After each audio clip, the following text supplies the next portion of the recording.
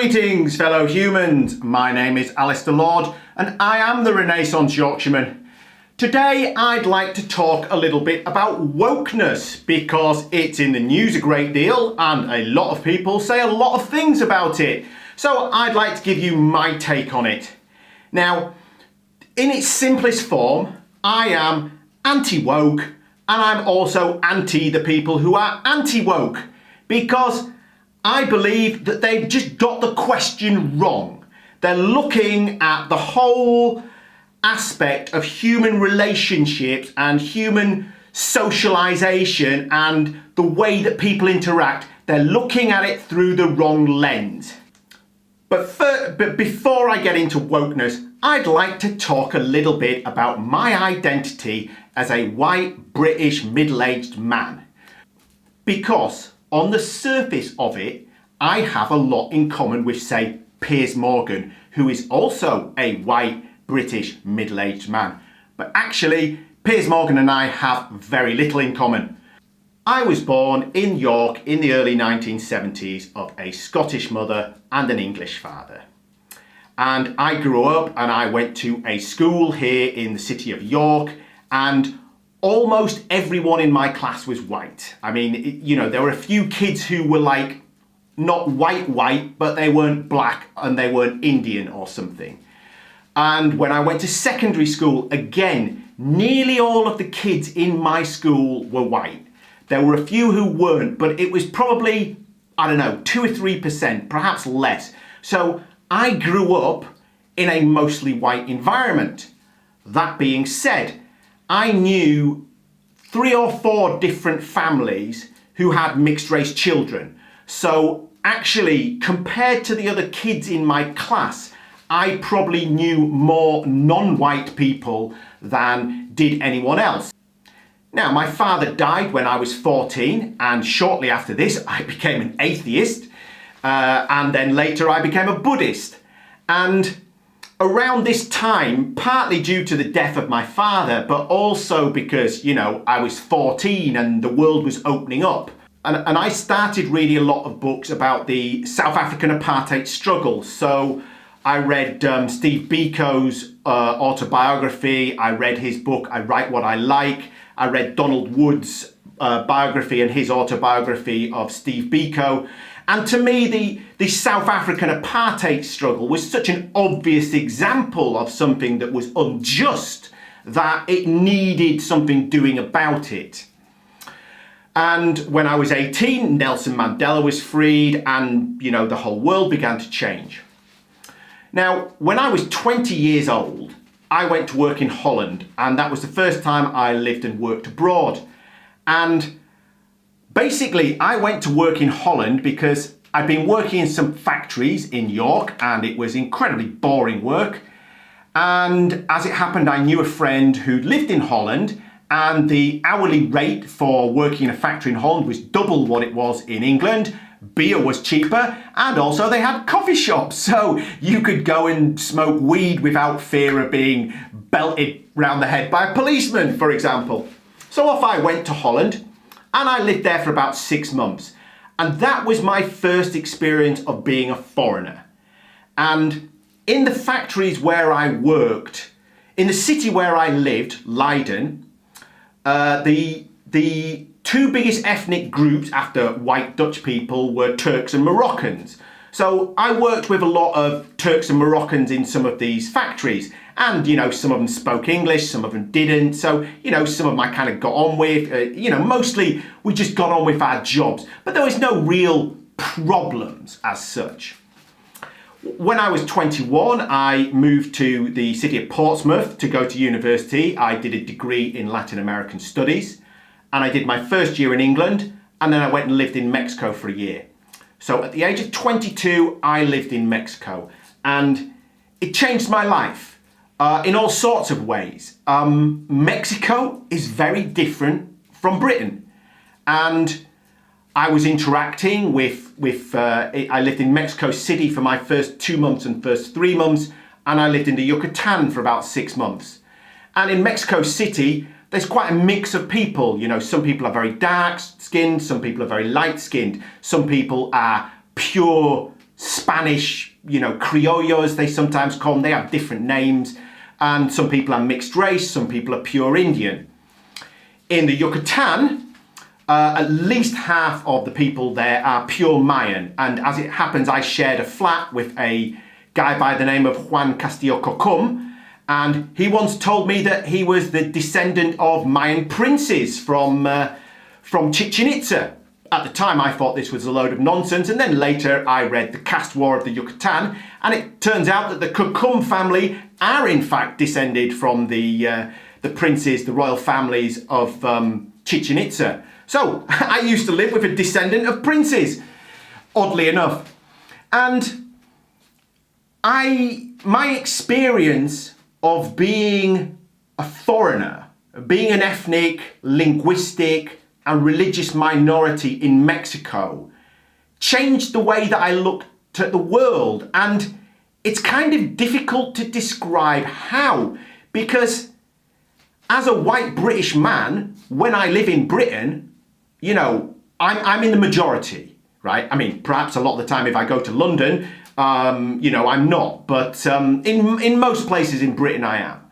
But in Mexico, every day, I was an ethnic minority. So when I would get on the underground, I would usually get more than a second look off a number of people because, I looked different. And if you haven't had this experience, it's very difficult to describe how it changes you. I also, in the last 3 months that I lived in Mexico City, I worked in a bar, the Diablo de Coyoacan. I don't think it's open anymore, but if you know Coyoacan in Mexico City, where Frida Kahlo had a house, I used to work in a bar there. And working in a bar in Mexico as a white man is pretty unusual. So, and it was great fun. And the people I worked with, we got on and they respected me and I respected them.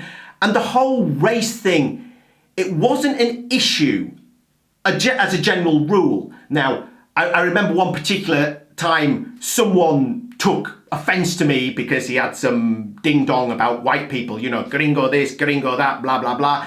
My friend stood up for me, do you know what I mean? And it was good to feel that I had friends who would stick up for me as a minority, But as I say, that only happened once in the whole year I was there. There were some 2 or 3 possible minor incidents of racism. But as a general rule, I was treated well in Mexico.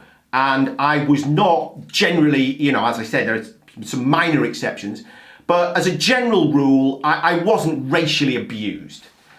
After living in Mexico, I returned to the UK and I completed my degree, 2 more years at Portsmouth. I got a 2-1. I got a first in my dissertation on the Zapatista uprising, original research, I might add. After I graduated with a degree in Latin American Studies and a major in Spanish language, I bizarrely went to live in Thailand, where nobody speaks Spanish. And I went to live in Thailand because it was the first place that offered me a job as an English teacher. And I graduated, I was back in my hometown, New York, I was unemployed, I'd sent off various applications, I got 1 job offer from about 10 applications, and I thought, well, I know absolutely nothing about Thailand, but it seems like a better idea to do that than to stay unemployed in York. So I did. And as it happens, I went to Thailand in 1996. And between 96 and 2012, I spent about 8 years living in Thailand. I got married to a Thai woman. I'm now divorced. We have a child together. So my daughter is mixed race, and she lives with me. And in this same time frame, so I first went to Thailand for a year, came back, then I lived in Saudi Arabia for a year. The first of 3 different times that I lived in Saudi Arabia. And between 2007 and 2011, I lived in Oman for 4 years. So in Thailand and in Oman and in Saudi Arabia, I was an ethnic and linguistic minority. Now, I am a Buddhist convert, so in Thailand I'm not a religious minority, but in Saudi Arabia and Oman I was. I've also lived in Spain for a year, where obviously I'm not as much of an ethnic minority as I was in the Gulf and in Thailand, but still I was a religious minority and a linguistic minority. So the upshot of this is, I have 15 years of living as an ethnic minority in other people's countries. In Thailand, in Oman, in Saudi Arabia, in Spain, in Mexico and in Holland. So I have some understanding of the dynamic of race in a way that a lot of other, perhaps white, middle-aged British people do not have. I'm not trying to make out that I'm some kind of quote-unquote race expert, but I do have a contrasting experience of living as an ethnic majority and of living as a minority. And as I say, my experience, as a general rule, I wasn't discriminated against on a daily basis. However, I have had odd incidents of racism. So for example, the one that sticks out in my mind more than anything else was my first year in Saudi Arabia. And this was in 1998. And this was obviously before 9/11, because that happened in 2001. But there was kind of a build-up. If you're my age, you may remember this. And Bill Clinton was president, and he sent some Trident missiles over to the Bora Bora mountains of Afghanistan. I can't remember. Attempting to hit Taliban targets in Afghanistan. And the day after this happened, I was cycling home, as I did every day pretty much, from where I worked to where I lived, and it was about a 10 or 15 minute cycle, and it was on roads, it wasn't on a cycle path. And I was cycling down this road, and there was a car on the other side, and the car pulled over and it was driving straight at me.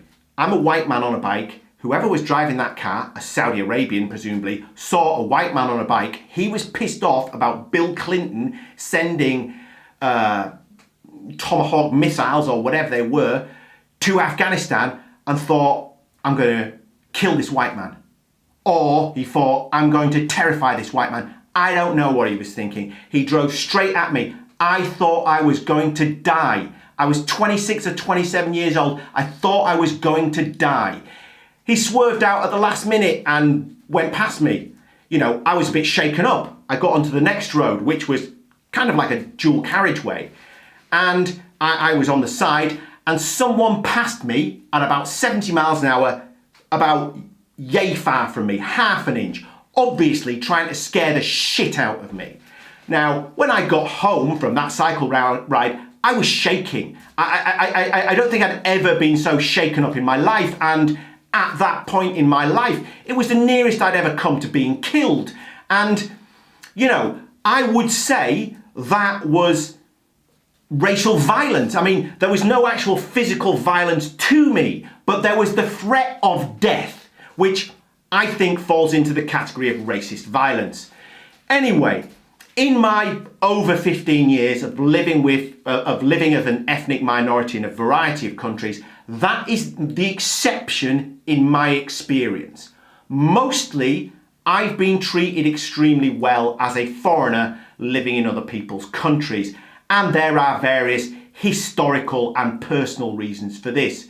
Now, the fact that I was an English language teacher, so I was there helping people as a teacher, also counted in my favour, because, as a general rule, in most countries, teachers are respected. So there was that.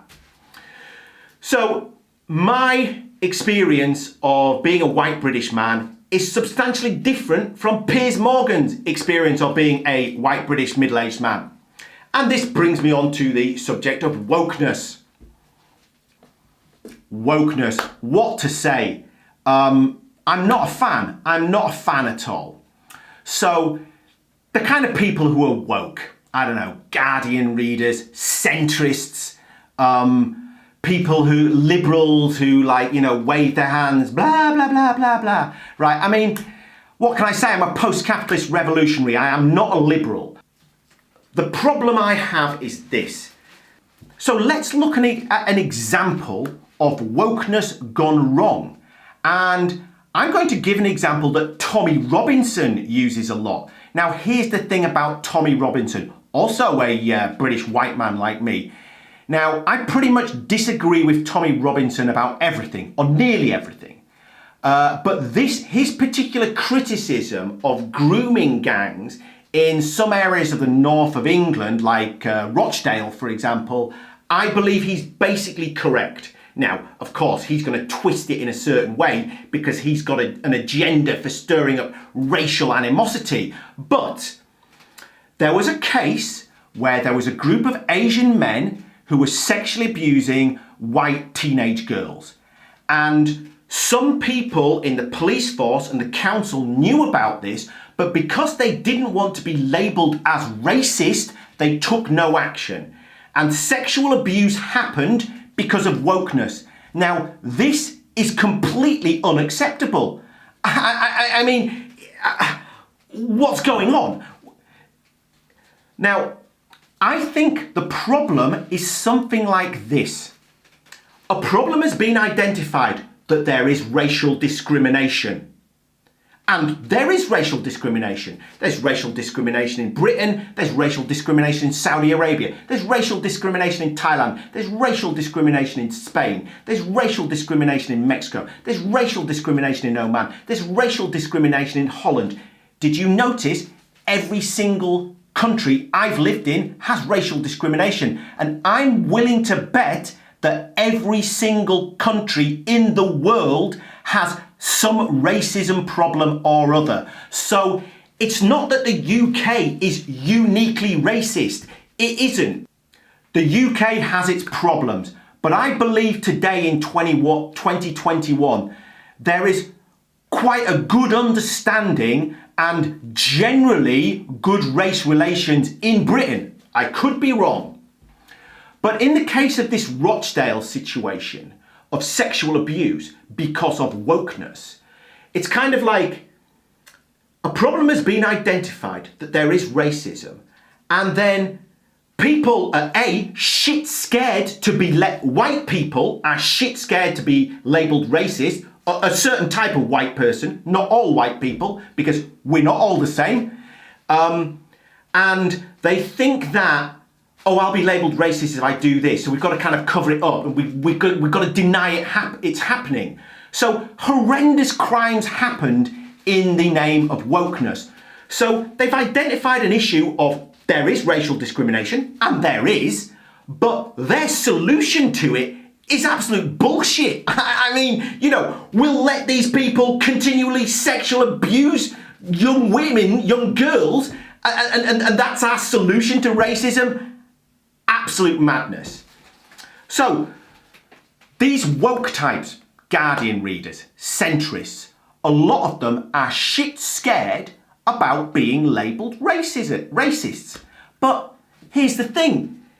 It's not just white people who run around behaving like assholes and being a bunch of dicks. I mean, you know, there's plenty of black and Indian and Pakistani and Chinese and whatever, right? No race has a monopoly on being a dick. No race has a monopoly on acting like complete bastards. I mean, you know, they just don't, right? It's not just white people who are racist, you know. Black people can be racist against other black people. I lived in Thailand for 8 years. Thais can be extremely racist against, say, Indians or people who have very dark skin. And Saudi Arabia, well, I had Arabic Saudi Arabian students saying how they would never marry a black woman, or if one of their sisters married a black man, even though he was a Muslim, they would cut him off. So, I mean, this issue of racism, these woke types who are mostly white, they think that white people have a monopoly on racism. We don't. your anti-woke types. Andrew Neil, Tommy Robinson, Piers Morgan. Well, I mean, in the first instance, a lot of these anti-woke types suffer from the dark triad, which I've talked about in previous videos. If you haven't seen them, go and watch them. They're bloody great. The dark triad: narcissism, Machiavellianism, and psychopathy. So a lot of these people, they really rate themselves. I mean, Piers Morgan, he thinks he's shit hot. Andrew Neil, he thinks the sun shines out of his ass. It doesn't, right? These people, they're often using race as a strategy. It's a game. It's part of their Machiavellian toolkit. Oh, we're gonna play it like this because these woke people are being so stupid, and they're right about that because woke people generally are stupid, but they'll spin it in a certain way. So your woke types and your anti-woke types, idiots. They've got the wrong end of the stick. So if I'm not woke and I'm not anti-woke, what am I? Well, I'm a post-capitalist revolutionary. My solution to the world's problems, socio-economic problems, political problems, racial problems, gender issues, blah, blah, blah, blah, is post-capitalist paradigm change. And if you don't think that I've got the solutions, well, go and read my book. There it is. It's available for less than £3 as a Kindle, or I think it's now £11.99 on Amazon. And if you're a publisher and you'd like to offer me a publishing deal, because I'd like to get my book off Amazon, well, they make their employees piss in a bottle instead of letting them take a break. I mean, you know, they're hardly a great company, but it suits me at the moment to publish it on Amazon because it's published. If you'd like to make any comments on anything that I've said today, then I'd be very happy to read them in the comments and respond to them. And I will probably in the future be making some more videos about wokeness. Thank you for giving me your time today. Peace.